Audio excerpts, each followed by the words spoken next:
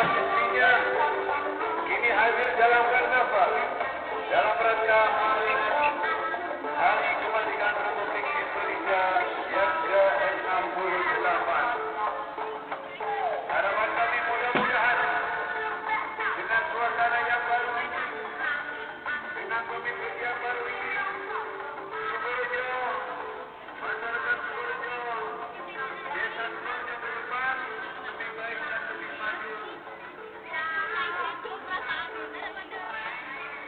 Bapak-bapak,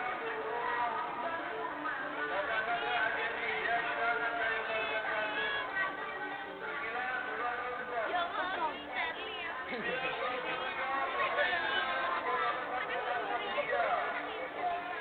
Nih.